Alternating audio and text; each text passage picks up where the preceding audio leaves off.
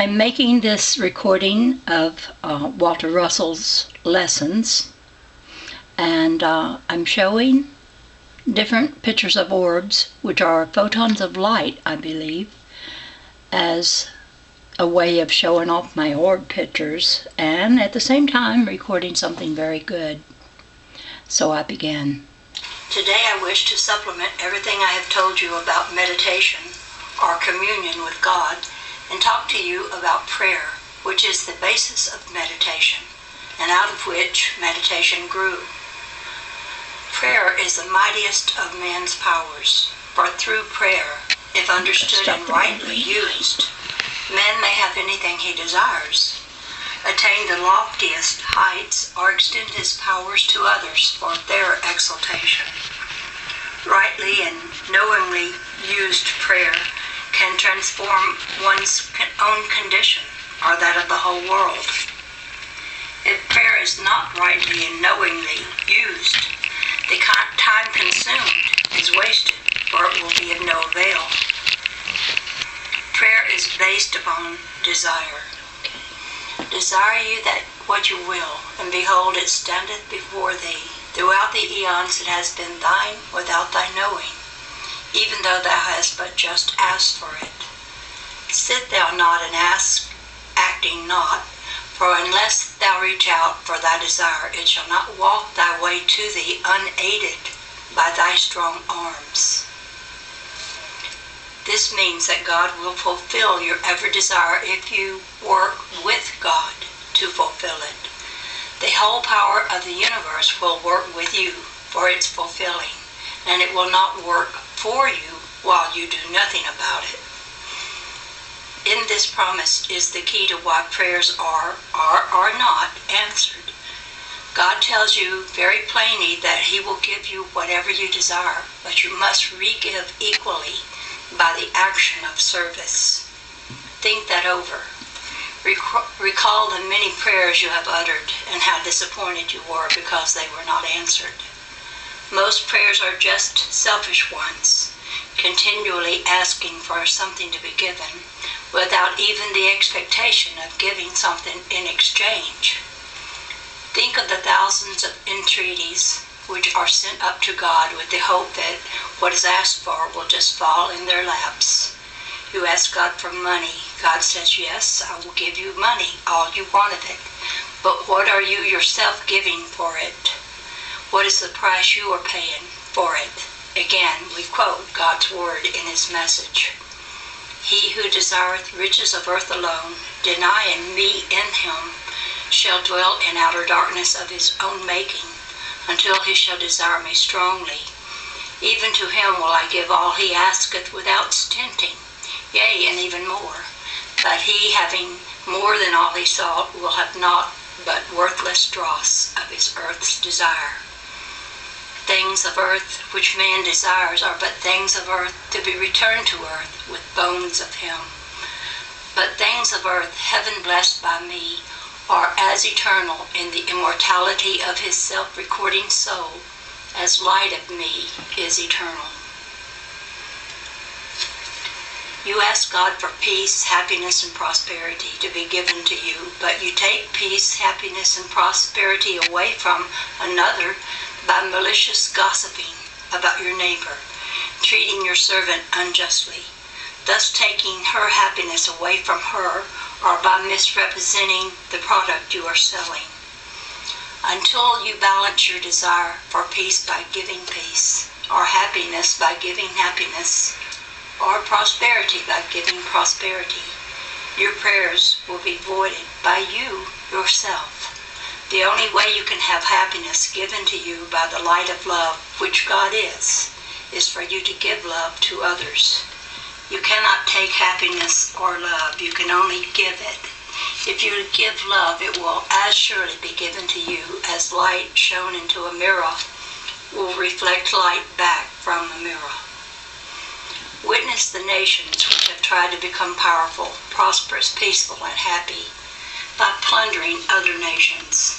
Empires thus taken by force, without having been voluntarily given, or without having given equally in exchange, are heavily in debt, and on rations, and for every man killed to take wealth and happiness away from others for themselves. Instead of giving it, 10 have paid the price in blood and 1,000 in tears. Witness also the great fortunes which have been built upon that principle. No man has ever yet been able to purchase happiness, prosperity, peace, or love without any other coin than happiness, peace, and love. The price of love is love. The price of greed is agony. You ask God to heal your body from its ills, which you yourself created by overeating, by giving vent to violent anger, or by divers acts which destroy normalcy of balance given you by God. It seems never to occur to you that you must re-give that which you asked for, by eating properly, by substituting love for anger, or cessation of the abuses which have caused your disorders. Do not misunderstand me when I refer to only such unbalanced conditions as anger or overeating as being the cause of all disorders. For worry and excessive grief, yes, and even loneliness and introspection will cause grave disorders. That which I wish to impress upon you is the one fact that any disturbance of balance to the body is immediately recorded in the body by some malady or maladjustment, which we think of as sickness. Also, I say that any sickness of any kind is self-made, whether knowingly or unknowingly, whether intentionally or unintentionally. God's laws are never set aside by prayer or otherwise. The cause of your illness is in your breach of the law. You are suffering from its effects and ask God to eliminate the effect while you continue to repeat the cause. Man blames God for man-made wars.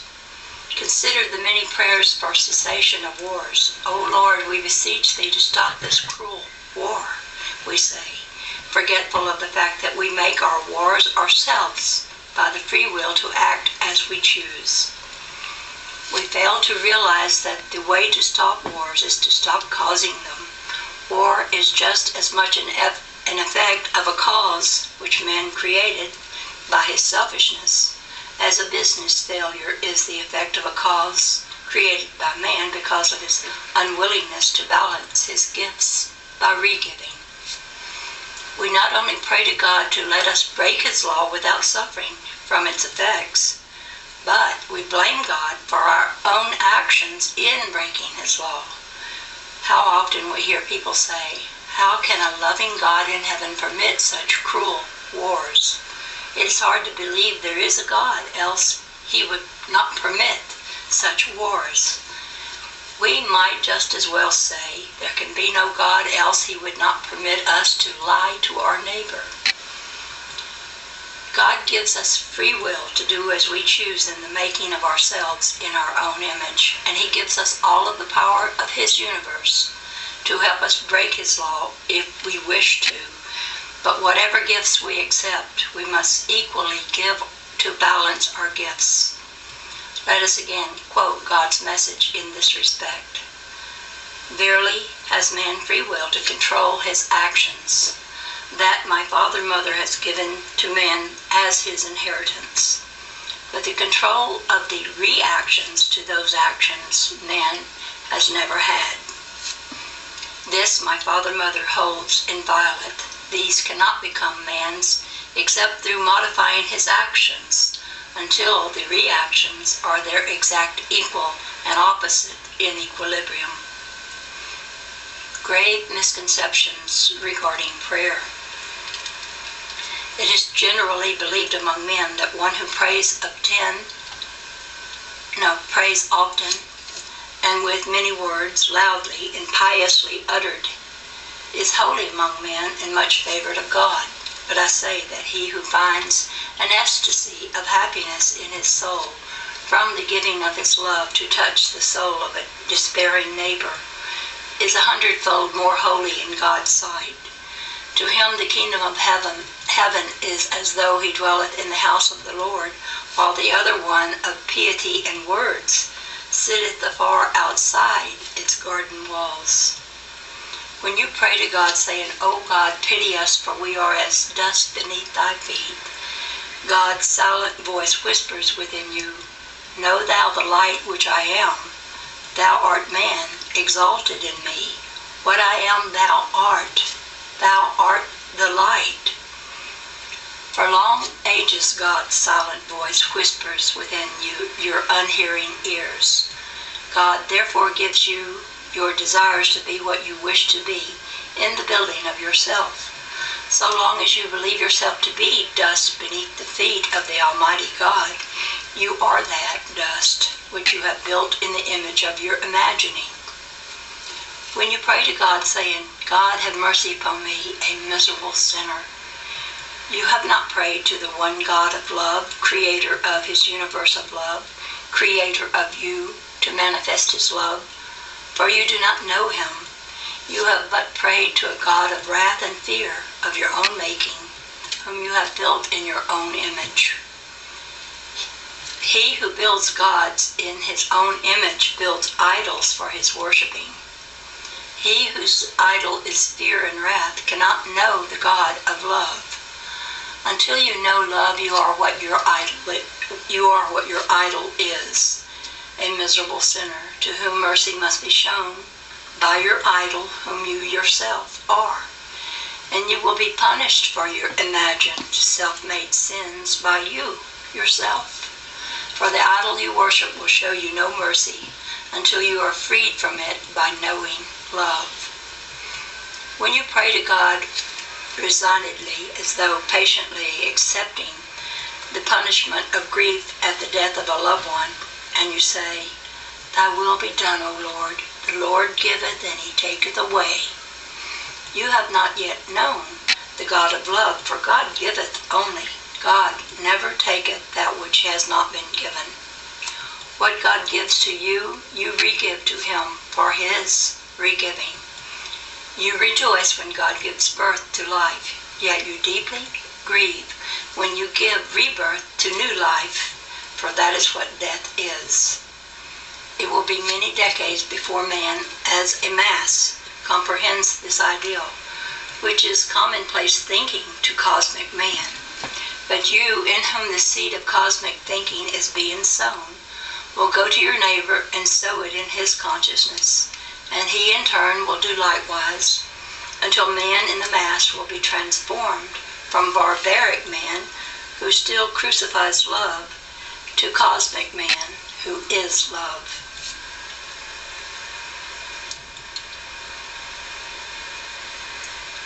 Prayer scientifically explained, relationship of prayer to meditation. Let us unite in prayer. How familiar these words are in every religious occasion.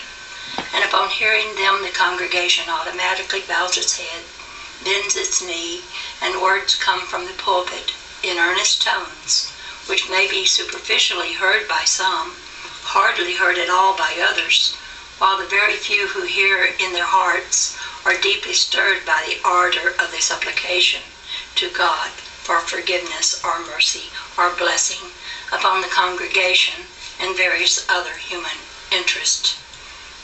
Prayer is just meaningless words if not felt in the heart, just as music is no more than sound if it does not reach the soul.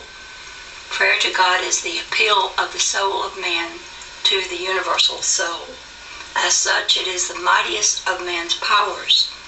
But when prayer is but words not coming from the soul, it is no more effectual than the hundreds of prayers written and distributed throughout the streets of Asia, or prayers written upon a disk and whirled to repeat themselves by turning the prayer wheel swiftly. Worded informal prayers issued periodically, like morning and evening prayers, prayers of thanks at mealtimes, and prayers on arising and retiring, become habits which people obey automatically. There may be great earnestness in them, or there may be none. The habit of praying periodically and with a sense of duty tends to automatic prayer rather than devotional. Those who thus pray might just as well not pray, for prayer is a union of soul of man to soul of God, and words alone cannot make that union. Automatic, formal, and habitual praying from the lips, alone, in one's chamber, or in groups, is of no avail. Prayer based upon desire, and uttered within the soul of man, wordlessly or otherwise, will always command the whole universe to fulfill the desire. But words alone are not prayer, any more than paint is the art in a picture. When you pray to God asking for all of the things you want, enumerating them carefully, even to timing their arrival as your desired possessions, yea, even informing God as to his method of giving them to you, detailing your business and family needs, never giving thought as to your worthiness to receive them, or whether it is wise to have them, or what you shall re-give to deserve them, you are but making yourself into your own selfish image, and not in the image of God's Spirit in you. When your child prays for a long list of birthday or Christmas presents, ending up with, "God bless Papa, God bless Mama," you tell the neighbors how cute that prayer is, and then buy everything the child wants to uphold its belief in prayer. It is not cute, it is tragic. It is helping the child build its own selfish image. It is also helping the whole world to build its own selfish, greedy image. It is helping to perpetuate this barbaric age of greed, selfishness, and fear of neighbor against neighbor. When will parents teach their children that they must give love for love given them? Not until they first know that they themselves must not ask to be given anything, without a deep desire in their hearts for re-giving love equally for love given. Parents who know that will say to the child, "God will give you all your desires because he loves to give." But what are you planning to re-give in love to God? You want God to show his love to you by giving you the things you want, but God wants love from you. The way you can show your love to God is to love all things which God puts on earth. When you ask God to bless Papa and Mama, you can help God bless them by getting Papa's slippers and helping Mama dry the dishes. That is the way you can be worthy of receiving all the things you ask for. When a mother prays to God to extend his loving protection to her son from harm in transit on stormy seas, she herself must extend her love equally to all other sons of all mothers of earth and to all things of God's creating. Her devout prayer can alone be answered that way. When she prays devoutly, no matter how deep her sincerity in asking love from her mother's heart, then turns angrily or impatiently upon her friend or neighbor or servant in her house, she herself voids her prayer as though it never had been uttered. When you ask God to bless your business and make it prosper, God will answer your prayers when you go into your plant and bless all of it and make them prosper. When you re-give to your helpers the love given you by God, it is God's love given to them by God through you. That is what is meant by manifesting God on earth. When you pray for God to show his love for you by giving your fields good crops, you must yourself give your love to your fields, but to re-give his giving. Your love given to them is God's love given to you for re-giving. Your love and God's love are one. Its manifestation is two in giving and re-giving. But that too is the one heartbeat of God's body, even as the swinging of the pendulum is the two of the one source of their manifestation. If the farmer would but stand in the midst of his fields and pray, saying unto them, "I love you, my green fields. I love every part of you, every grass blade, every root and herb and ear of ripening corn. I love every tree of you, every leaf of you, which gives love in oxygen for nitrogen given you in love. I love the fruit of each tree of you, and the red gold you give me in your luscious fruit for the love I give to your roots. If the farmer would but pray that way, deeply and in his heart, he would prosper as his friends prospered with him. And he would know no fatigue for love given is never work. And there would be a light in his eyes, an inner joyousness in his heart, which naught but the manifestation of love given on earth as it is in heaven can ever give to man. Again, teach us how to pray. He who can say in his heart, I and my Father are one, and feel the ecstasy of that unity is continually in prayer, even as he is continually in life and continually breathing. His prayer is likened to his inward-outward breath, which is forever with him, forever vitalizing him. He who knows the light of love in him does not beseech the Father, Mother of the universe for his next breath, nor for his next heartbeat. For he fully knows that his heartbeat is one with the universal pulse, and that for which he would needlessly ask is already his. Therefore I say to you, when you ask of me, how shall I pray, and when, I say to you, as you live and breathe continually, so shall you be in prayer continuously, as you are in life and love. And as the air you breathe surrounds you abundantly, awaiting your need of it, so it is that which you would ask for your need, awaiting you in abundant supply, yea, even to overflowing fullness.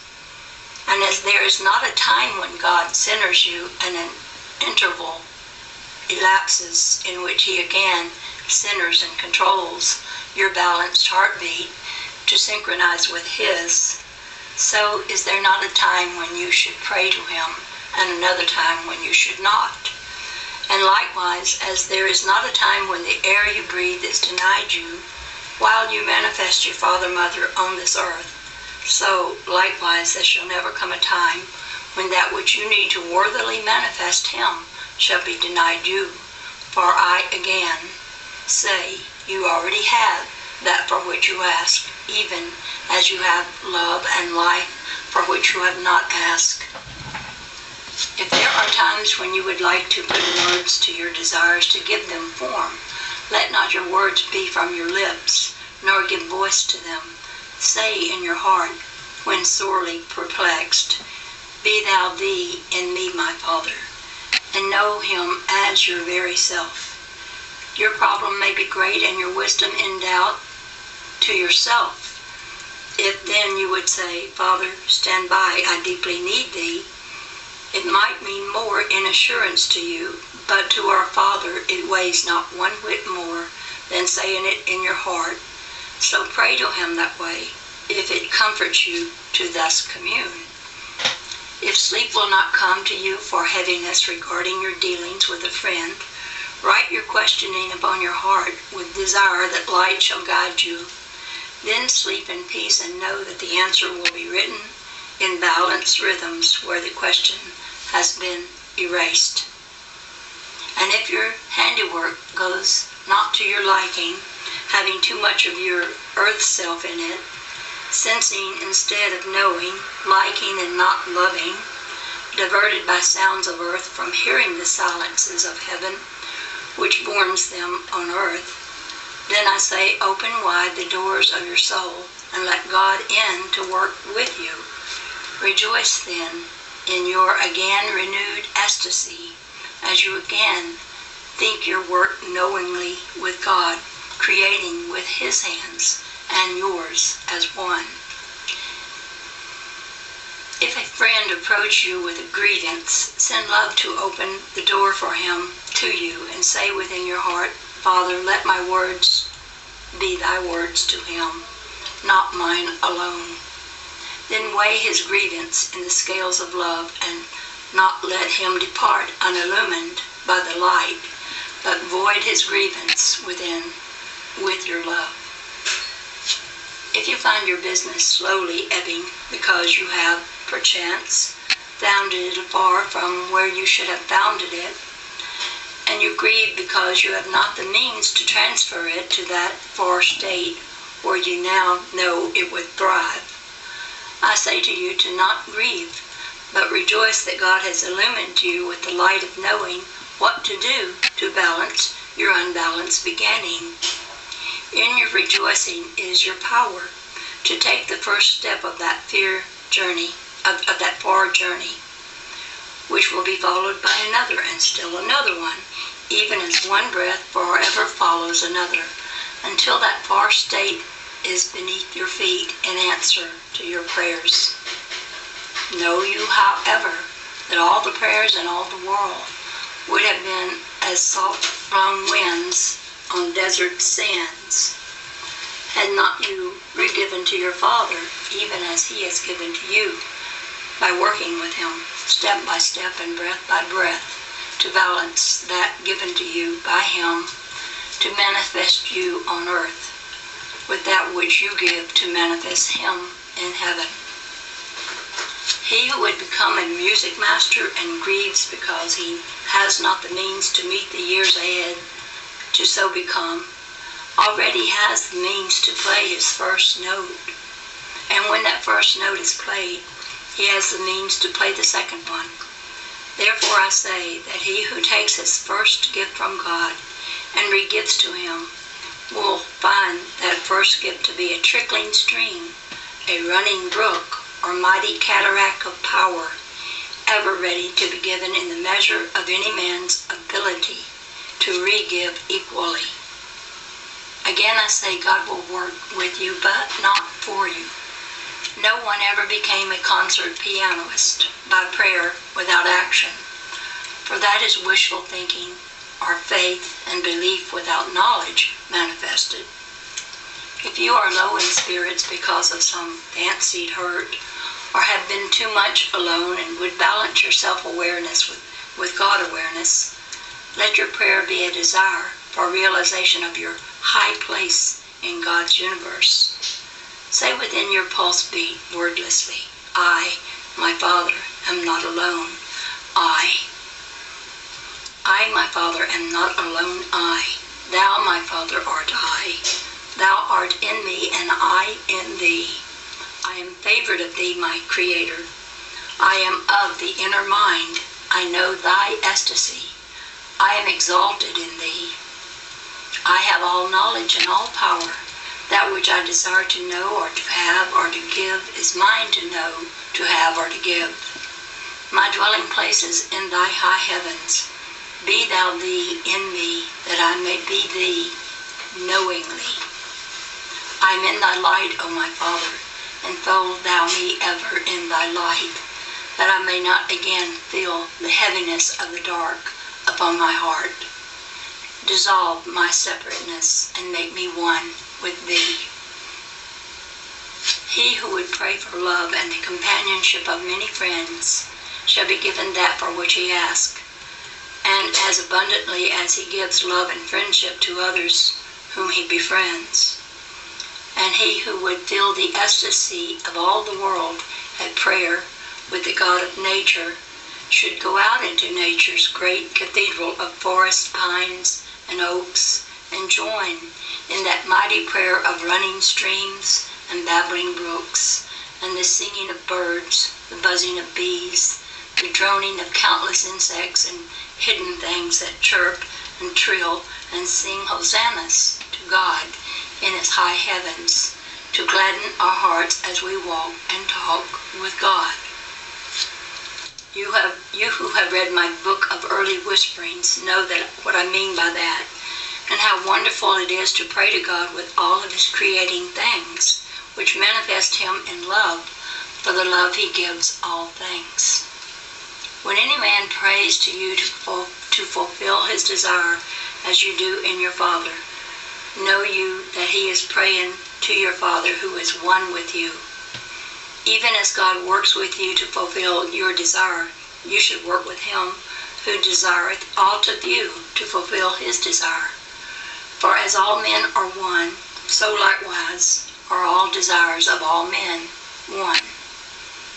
If he who thus prays to you to help him to fulfill his unbalanced desire, which is not love given and re-given equally, extend to him your love in balance, knowing, even as God whispers it always to the unhearing and unknowing. If he hears but heeds not your counseling, do not condemn him, or fail to watch over him until the light of your illumining has reached his heart, as it someday will, even as God watches over the unbalanced ones who have not yet learned to manifest love. Say to him within your heart what God says in his heart. All men will come to me in due time, but theirs is the agony of awaiting. And be thou there awaiting him with love when he has at last known love. And so it is in all ways of man. For I say that God is love, and love is all that is in God's kingdom of heaven. And the manifestation of love is all that is on earth. Man of earth does not yet know that, but he is beginning to know it through cosmic man of the high heavens, who knows love in him and gives it to the world in the heavenly rhythms of the high heavens. The geniuses of the world manifest God's love and give it out from them to uplift the world by re-inspiring man of earth with the inspirations of heaven-born men. The love-born symphony is prayer, for love fulfilled in the composer and again fulfilled in the hearts of those whose heartbeat fills the ecstasy of God's heartbeat as expressed in those heavenly rhythms. And so is all the art of all the world a prayer for love fulfilled in inspired cosmic man, for re-giving of love to the race of man. For art is beauty, without which man is not yet even human. The workman at his bench who gives beauty to his work re-gives the love which God has given him to all the world, to uplift the world. Likewise, the housewife who puts love in her cooking enriches the food with God's love, which nourishes her family with love. Likewise, the butcher, the baker, and the candlestick maker, who re-give love for love given them, manifest God in building his universe of love with him. And the mason gives love to his wall in the laying of each brick, which in turn reflects love's beauty to each passerby. Beauty thus given by the mason and redirected to man is the light of the kingdom of heaven, extended to man for his illumining. The dawning transition of man. The new age of cosmic man, which you and I are unfolding for the saving of mankind from self-suicide by the barbaric dealings of man with man, is a transition from believers in a far-off God of fear whom they fear, to knowers of a universal God of love whom they love.